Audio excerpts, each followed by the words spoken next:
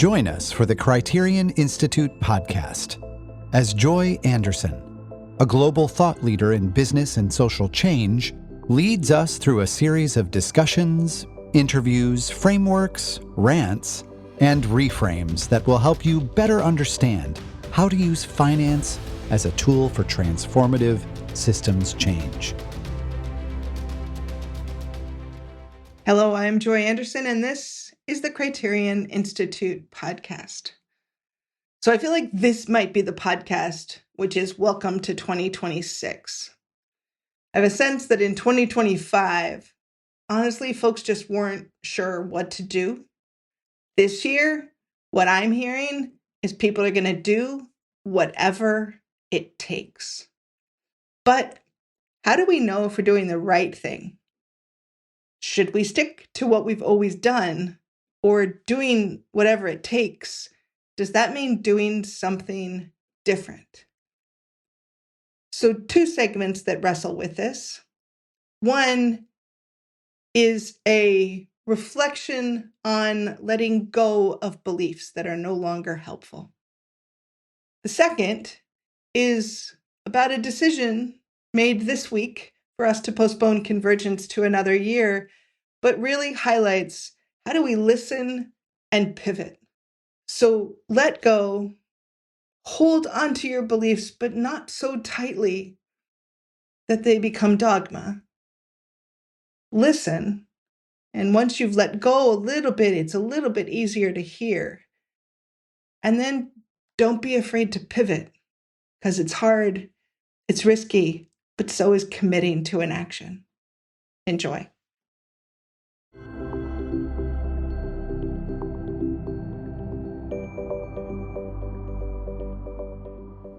"10 years, maybe 15 years ago, I do remember it like it was yesterday. I was meeting with a friend of mine in an office in New York City, a guy named Mark Monchek, creative thinker. Now, Mark Monchek wasn't explicitly my coach, but he had invited me to do a guided meditation. And for some reason, I said yes. This is, for those of you who know me personally, quite outside my character. I'm not quite a guided meditation babe, but something drew me into the question. And so the guided meditation was the following thing. He asked me to get on a boat, take a boat on a journey. I invited somebody to join me on the journey. It was a much more involved meditation on this, but picture a boat, a journey. I actually invited my husband onto my journey. It's always a nice thing to have him along. And then we got to the destination. Maybe there were a few more ups and downs. Like I said, this was 15 years ago, but I do remember it. And we got to the destination. And the question that Mark asked is, what belief do you hold at this moment in this destination that is no longer useful to you? And it was such an interesting question. I've thought about it many times since, because we do come to believe things that later are no longer useful.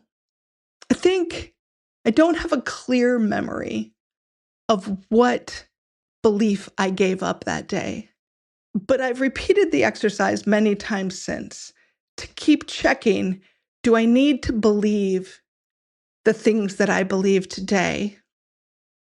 Can I release some things? Can I release seeing myself as a certain kind of leader? Can I release things that I've been taught that are necessary in a business? Or we also release beliefs when the world changes.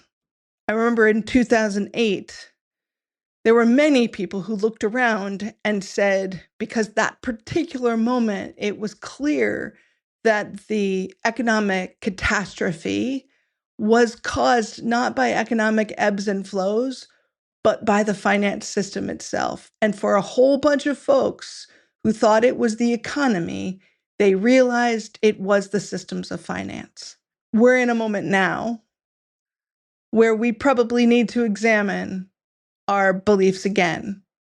I did hold a ton of beliefs based on being a student of the American democracy. I did believe in the stability of our bureaucracies. I actually had a very particular belief that I stated to myself multiple times in January of 2025, where it can't be that bad because bureaucracies slow change. The reality is bureaucracies have also prevented change for a very long time. And it might actually have been liberals in the world for a long time who believed that they couldn't actually change these systems of bureaucracies, that they were caught. I was told by so many leaders over the last 20 years that no, we can't actually change that system. It takes too long, until something quite different happens, where systems that have been in place to protect us are falling by the wayside on a daily basis. So it's a good exercise. What are the beliefs that no longer serve you? This is not the same thing as abandoning your values or losing your integrity. This is about creating a space to question things that you came to believe at a certain moment, but no longer serve you today.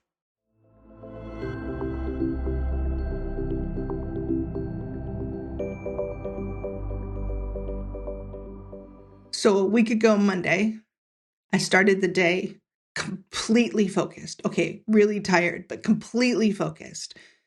3 weeks till Convergence. Bum-ba-da-dum. Everything's at go, crunch time. Got to get everybody registered. Who should I be writing? Get the agendas finished. Do we have facilitators for everyone? Is Sanjana doing okay under all this pressure? Check in with the team. What can we do to promote? And then I found myself in a conversation where I started and said, so has anybody thought about canceling?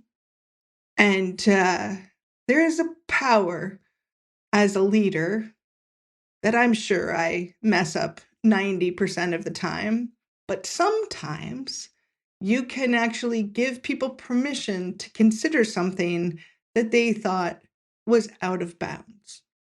To say, maybe we could rethink this. And by 5:00 at night, we had collectively made a decision that we would postpone Convergence for a year, rolled it out to the team the next day, and then by the end of the week had communicated with the board and a bunch of other folks that we were making this change. Now, this change has a particular context to it, but I do want to, in the end, in this segment, sort of make the broader point that we can pivot. The communications we've been sending out for the last couple days have focused on 2 things: listening and pivoting, and celebrating both of those. Because what was happening and what I was listening to, and it just was, I don't know, you look for signs, but all signs are, or is actually just being open, letting go and letting people say things to you and really hearing them as opposed to hearing what you want to hear. And so we had a couple different layers of Convergence this year. It was focused on gender-based violence, super important to us as an organization. We had spent the fall really trying to figure out what our core strategy is, like really get clear about what we're trying to accomplish. Who are the right partners? How do we move this forward? What sectors do we want to focus on? And we made one decision in the fall, which is that we are going to invite people in as partners. We're going to invite them to join us in the program, to join us in this work on gender-based violence, this variety of strategies that we have to use finance to address gender-based violence. We're going to invite people into that, not ask them to sign up for our conference. So this is our 22nd Convergence. 22nd. It's the only thing I think I've done 22 times except, I don't know, the dishes. And so this fall, we had a discipline where we weren't just saying, come to Convergence, because what we realized is, well, there are people out there who think Criterion's an event company, because as soon as we have an event that comes up, we're like, hey, want to register, want to come to Convergence? And I wanted to have different conversations. I wanted to find out what people wanted to do with us.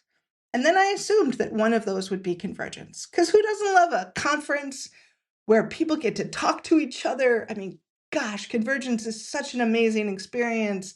This sort of downtime to think with each other, to really explore, to be in conversations with extraordinary, remarkable people. I do love it. So the first thing we decided was that we weren't going to push. And we were going to make it about the program more broadly, about the work we could do to end gender-based violence, rather than to focus on a conference that we were hosting.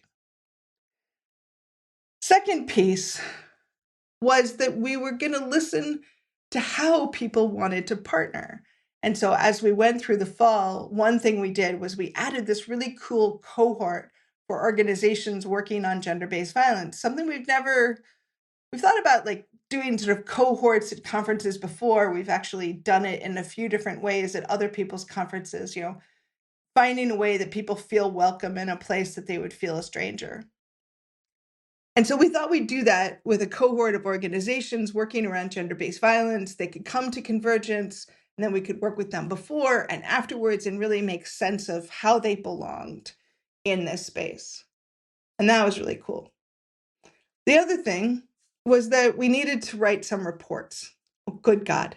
We have like 8 years of half-finished ideas, some fully baked, sitting in files. And we need to pull those together and get them out in the world, because it feels like a bunch of them are sort of secrets that need to be out there. And so we had really had this commitment to publish.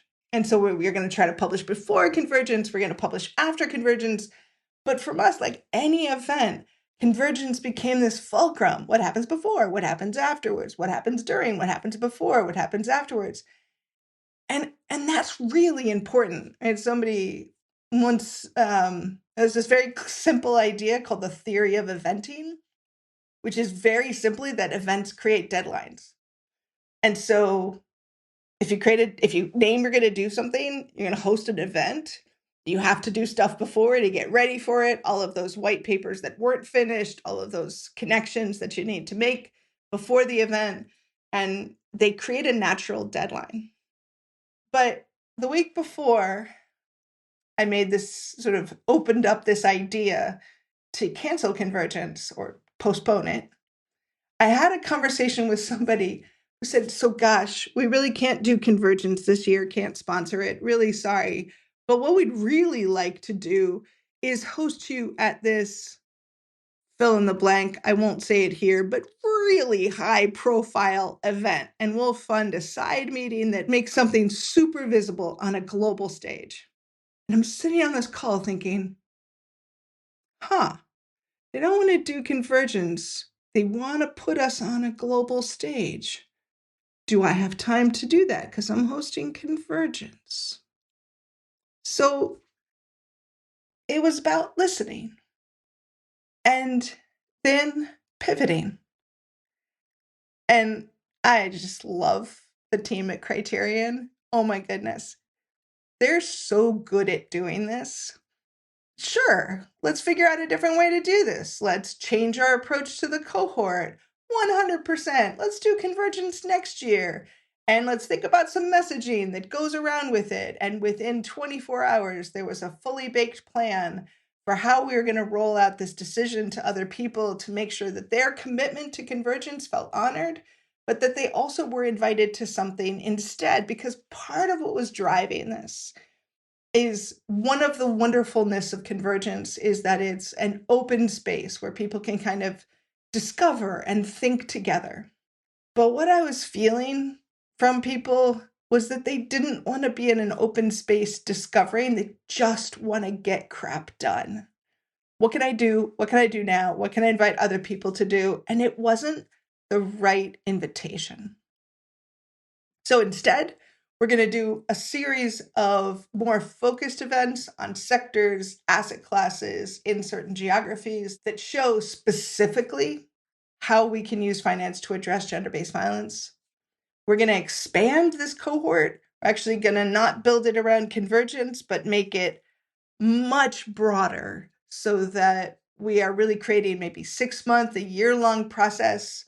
We're going to redesign it next week, but sort of think about what's a process over time that lets us engage with the core organizations working on gender-based violence that we want to be equipping to do this work. And so we have a little bit more time to plan that, to invite folks to participate. So in the end, we had invitations to offer instead. And I am trying to build a discipline within our team this month, because one of the things that happens at Convergence is we deepen our friendships. It's that downtime that actually lets you really get to know people that we work with all the time. And so making sure that there's a discipline, not just in these formal events, but that we really reach out and talk to people, that we use this month to, even though we don't have a structure to do it in, that we still do what's needed, which is these intimate conversations that help people figure out what they should do next. So across this, the theme is, how do we listen and then pivot? At the end of last year, the team had a kind of fun team building exercise that Susie Pan, who's super clever about these things, ran. And people were supposed to come up with a statement about what they could trust in somebody. And one of the answers that came back was that the team had named that they could trust me to change my mind. Now, I am pretty sure that that is not a fully positive statement. As a leader, nobody really wants to say, what I really trust is that you'll change your mind. But there's a piece of that is about the permission to say something's not going to work. We got to have an openness to it, assess it again, think about what else is possible. And it is a way of being. There are many organizations that cannot pivot. They cannot. It takes 6 months to get an approval about something. And then if you change your mind, it's going to take another 2 years to get things going again.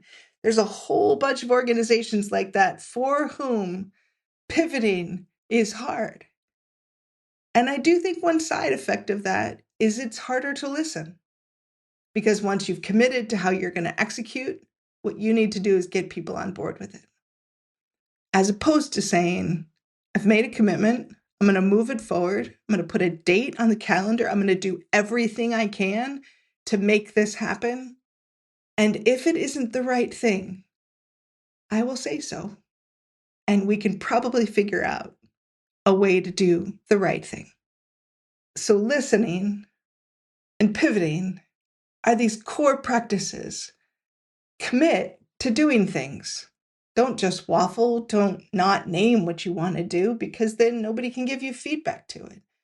But if you put it out there boldly and consistently, and people say, hey, it's not actually what we want. They won't say that to you directly, but you need to listen to what they're not saying. Welcome to 2026.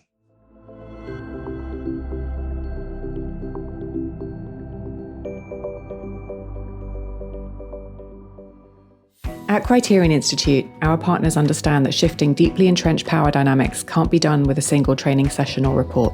Our most successful engagements have spanned years, not months, and involve close collaboration within one of our 6 systems change approaches. We're currently in the midst of advancing some remarkable change around how power is seen and addressed in our financial systems.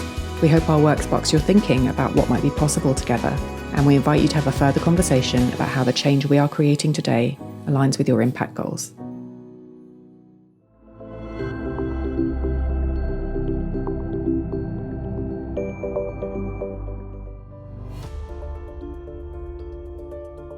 To learn more about our work, visit us at criterioninstitute.org.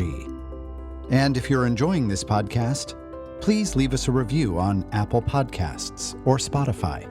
Your reviews help our podcast reach a wider audience. Thanks for listening.